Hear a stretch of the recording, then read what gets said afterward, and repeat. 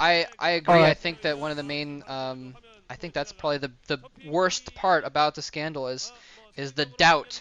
But yeah, I also agree that I think that at the very least, and that's one of the things about the scandal is you notice that most of the players that were involved were were good, but they weren't the real winners.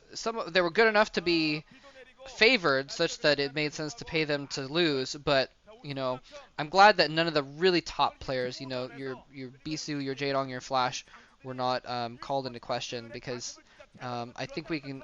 I am completely confident that even the match versus Effort and this match as well versus Jaedong, both of these were completely legit, and because Flash did make micro mistakes, and I know he never does, but he made some mistakes in his games versus Effort, and Jaedong also never makes mistakes, but he made some mistakes here against Flash as well, and definitely a legit comeback win for Flash, and man, gotta be so exciting for him.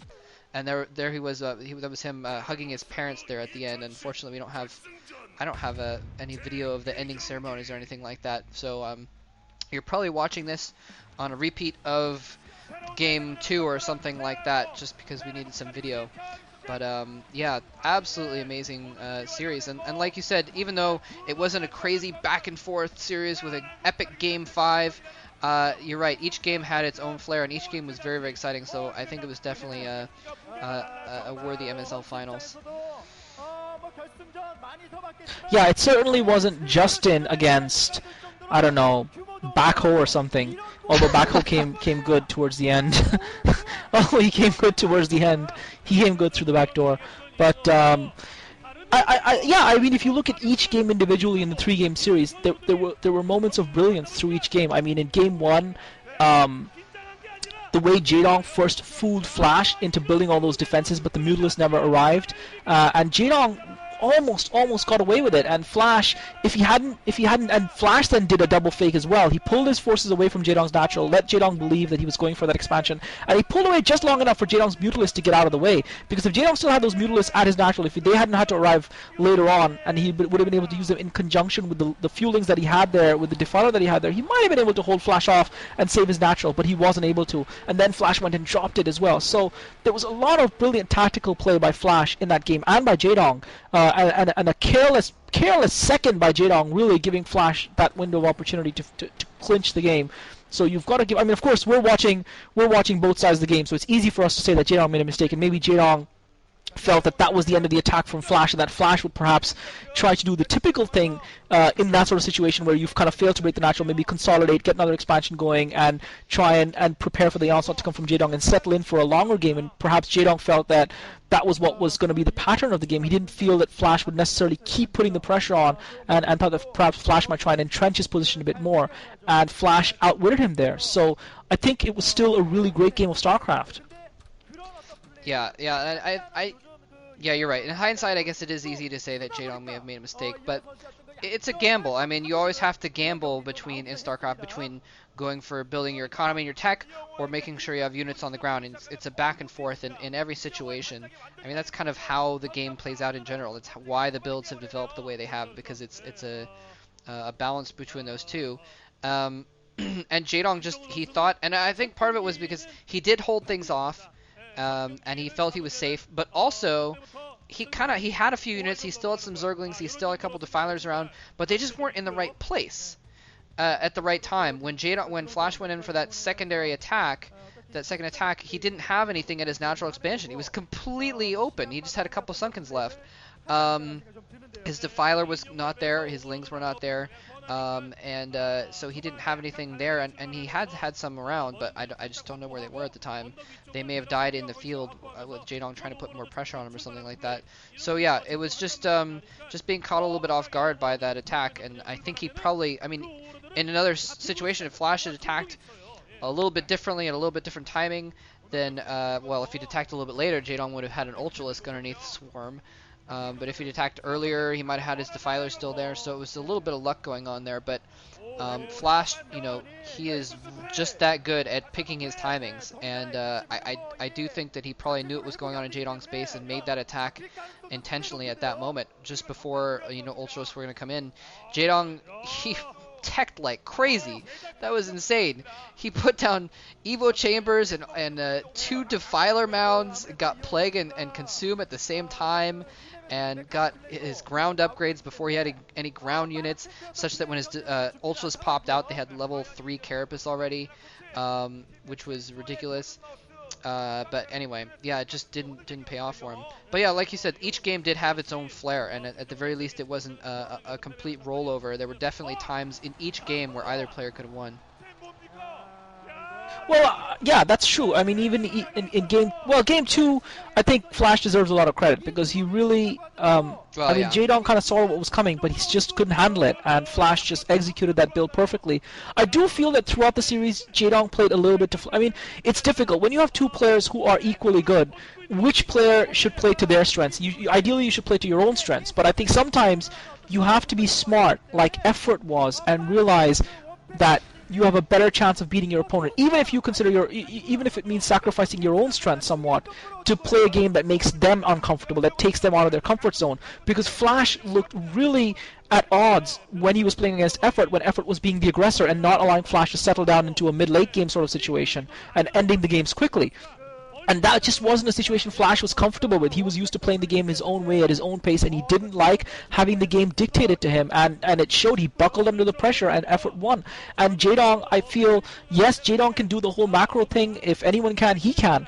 But he just played to Flash's strength, and Flash seemed to be the one to benefit from it. yeah. That match point game, actually, game 3 here. You're right. It does compare a lot to Effort's same game on that same map, where Effort had planned. Both of them actually did a pressure build. Jaedong went for this 3-hatch Hydra build.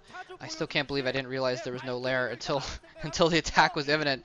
But Effort did the same thing, but a little bit quicker. He went for the Speedlings instead of for the Hydralisks, and didn't even let Flash get his door up. And once Flash gets that door going on, once he gets his wall up and stuff behind the wall, it's hard for you to break in there. Although again, if Flash hadn't spotted that with his SCV, then I think Jaedong may have broken that door after all, because With his Vulture, I think. oh, with his Vulture. Okay, yeah, fair enough. That's right. I remember now. Okay. I was kind of wondering how he saw that, because I thought his SCV. And I mean, it's those. No, it was the Vulture, because it's the little things, right? I mean, we saw with Effort put a Sunken out at the front to block the Vultures, and I think Jaedong could have afforded the mineral. I mean, one Sunken would have meant what, like 2 or 3 less Hydras at the initial attack. I think that would have been worth the surprise factor. I really do. Because then Flash might have been expecting Mutalisks or a typical build from Jaedong. And the other thing is Flash went 14cc in both game 1 and game 2. So had Jaedong gone for say a 2-hatch Muta build, had he gone for a faster build, a more aggressive build, he could have really put Flash under a lot more pressure. Yeah. But he chose not to. He chose to almost, as I said, play to Flash's advantage. And you're right, actually, in fairness, he did try and switch it around in game 3. Unfortunately, he just wasn't effective at it. So you can say that Flash earned himself quite a comprehensive victory in a best-of-5 matchup, winning 3 games, and of course the first one was quite close, but winning 3 games well, by playing well and playing strongly. Yeah, and I gotta say, even though I kind of ragged on him a bit when he first went for that 14cc in game 1, he pulled it off. 3 games in a row. 3 games in a row he pulled off the 14cc. So you gotta hand it to him that, I mean, he's broken StarCraft again. I said it before, I'll say it again, that, it took probably someone less than a week to beat the single player when Brood War first came out, and now 10 years later, Flash has beaten the multiplayer as well, because I just can't believe that he's found a way to consistently 14cc and get away with it against the top player in the world, aside from himself. So, and this was, I guess I should have mentioned this at the beginning, but this was actually Kespa rank 1 versus Kespa rank 2. Flash is 1 and Jaedong is 2. So literally, in the the objective sense, the top 2 gamers in according to Kespa as well. So yeah, he pulled it off though, and I mean he's probably practiced that build a lot. He's been practicing his TVZ a lot lately since he was practicing for Effort anyway. So he probably knew that it worked most of the time. It just didn't work against what Effort did, and I think you're right that Jaedong should have realized that and tried to pull something off that exactly countered it like Effort did. Although I'm not sure if Effort did that intentionally or not, since Flash did do some different builds in their OSL. But That's true. I mean, that's very true. That's very true. But I think Effort did play more aggressively in games 3 through yeah, 5, yeah, and he did get lucky. He did get lucky in scouting that proxy racks that Flash built in game 3, um, which I think was really the turning point of the whole thing, because that was kind of Flash's one kind of wild card move. The rest of the time he was doing his standard stuff. In that one game he did something different that the opponent wouldn't expect, and if he had that's pulled that true. off he would have won the series. And I mean, that's I guess fate and destiny, or whatever you want to call it, ifs and buts. If Flash had just managed to take one of those 3 sets, then I think your statement that he's broken StarCraft would just be indisputable, because he would have won both the OSL and the MSL in the same season, and he would have just demolished everyone on the way to doing so, demolishing Effort 3-0 and then Flash and then Jaedong 3-0. That would have been epic. Yeah.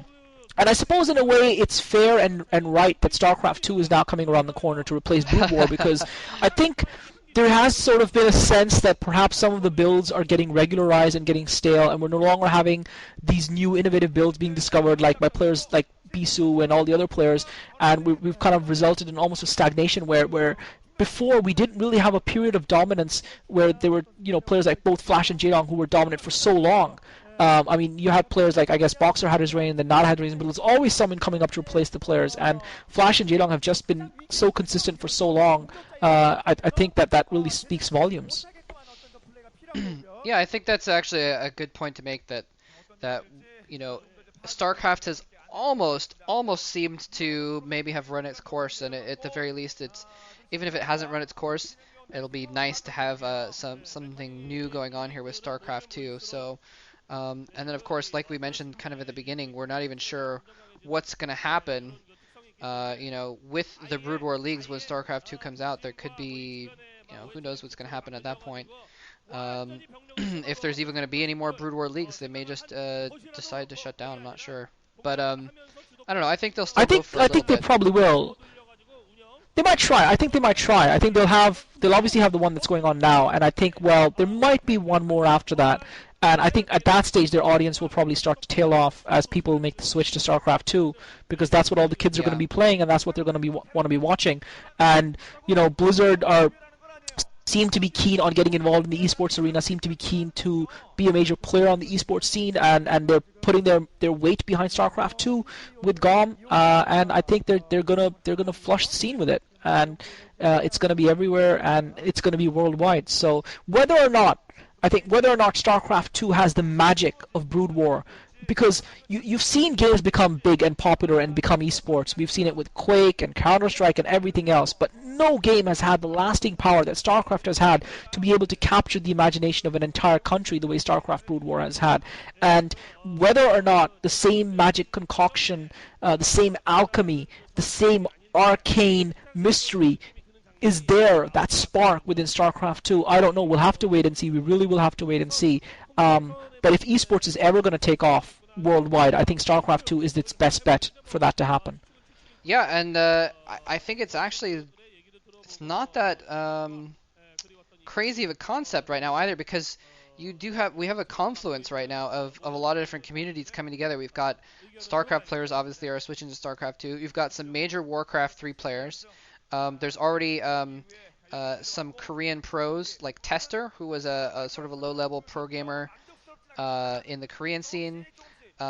He's playing StarCraft 2 competitively right now. You've got I just saw a video from Artosis where Apollo, who's one of the world champions for Command and Conquer, is switching to StarCraft 2. You've got the War 3 players. So everyone knows it's going to be big, and so everyone's switching to it, so everyone's making it even bigger. So I think if anything has that chance to really become a worldwide phenomenon instead of just in Korea, it is going to be StarCraft 2. So I'm really excited to see if that does take off that way. Yeah, I mean, I to be honest, that's been my feeling for a couple of years now. I mean, the moment StarCraft 2 was announced, I just felt that would be the game, if any game was going to do it in our well, not necessarily our lifetimes, but I guess anytime in the next couple of decades, I felt StarCraft 2 was it. And if StarCraft 2 doesn't do it, then we're going to have to wait for virtual reality gaming to come through, because that's what it's going to take, I think. After that, if the world decides that esports just isn't cool enough to be mainstream, then we're just going to have to wait till competitive gaming becomes mainstream enough, and I think that's going to take a killer app of the level of virtual reality gaming to make it happen. But more and more people are playing games. Everyone's got broadband these days. Um, the recession means a lot of people are staying in. A lot of people are playing more games. So who knows? Who knows? I think StarCraft 2 just might do the trick. Yeah, well, maybe it might be a couple of years before everyone has a computer capable of playing StarCraft 2 because some of us don't. Plus and I, Plus and I were Fair talking enough. about Fair that point. before the matches started. How neither of us have a computer at the moment. Well, I guess you have one that might be able to run it, but anyway.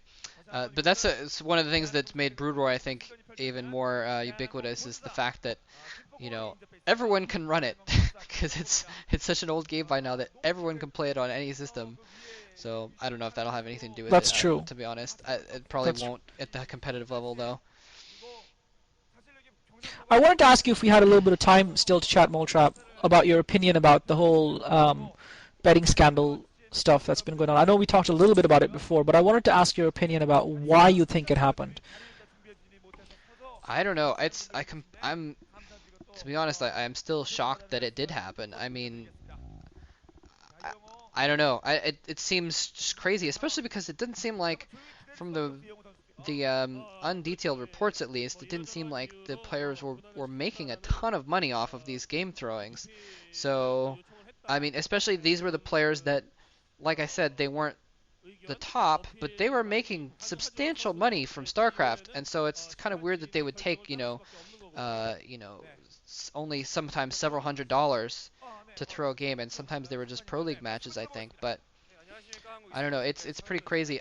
I don't know why it happened. I mean, it's probably just the nature of, human beings are susceptible to being tempted by that kind of thing. And the right people in the right position. Maybe you're in a slump, or maybe you feel that you're not being paid enough, and it's going to be a tempting thing for you. And I don't know, but I don't know. Do you have an opinion on that about why you think it happened, other than the fact that it's something that could happen in any situation?